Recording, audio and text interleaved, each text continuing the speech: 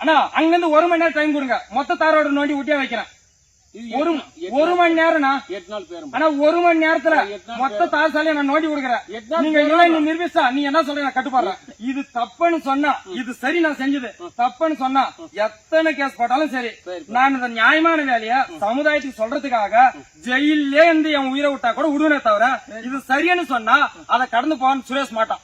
இத தரேன்னு சொல்லிட்டாங்கல்ல பாருங்க, இது தரேன்னு சொன்னா நீங்க என்ன சொன்னாலும் ஏத்துக்கிறேன். அனைத்து அதிகாரியும் குற்றவாளிகள்.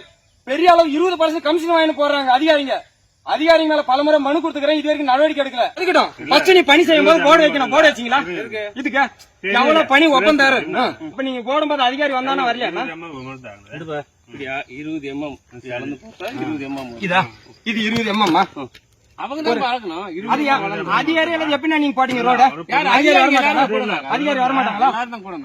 அப்ப இந்த அதிகாரி சரியான ஏத்துக்குனாங்க தானே? தப்பு சரியான அதிகாரி யார்? இப்ப கூட ஒரு ரவுடியால கூட்டு வந்து என்ன மிரட்டுறீங்க, அதெல்லாம் தப்புனா? அவன் ரவுடியானா? என்ன யார் மிரட்டுறது என்னன்னு கேள்வி கேட்கறான். என்ன கேட்கறதுக்கு நீ யாருன்னு கேள்வி கேட்கறது எந்த ஆள் யார்? அதிகாரி கிட்ட இது எவ்வளவுன்னு அளந்து காட்டு சொல்லு. இப்படி வந்து பேத்துட்டு பேக்கறது நான் தப்புன்னா என் மேல கேஸ் கொடுங்கண்ணா. நான் வந்து கோர்ட்ல நான் சரண்டர் ஆகி என்ன நீ நியாயத்தை சொல்றேன். நானு எனக்கு ஒரு வாய்ப்பு கொடுங்கண்ணா.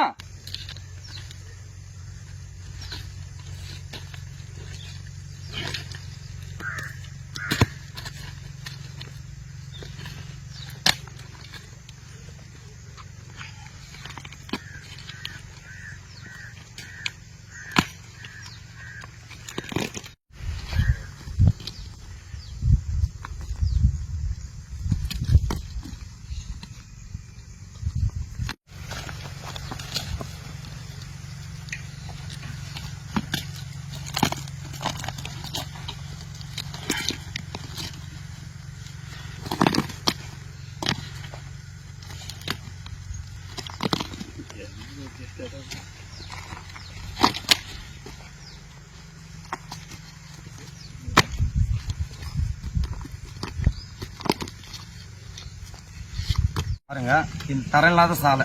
இத சொன்னா பாரு, கனரக வாகனம் போனா வண்டியிலே போயிடும். இது போட்டுக்கிறேன். இதுதான் நிலம். எதனா பாருங்க, இதுதான் விஷயம். எதனா ஒரு கனரக வாகனம் போகுமா, போனா நிக்குமா? தரம் இல்லாத எதுவுமே போடாத போட்டிருக்காங்க. இது எனக்கு உடனடியா ஒரு சின்ன மழை பெய்யுங்க 3 நாள் ஆகுது. இதுதான் நிலவரம். ஆயிலே போடாத தாசாலை அமைச்சுக்கிறாங்க.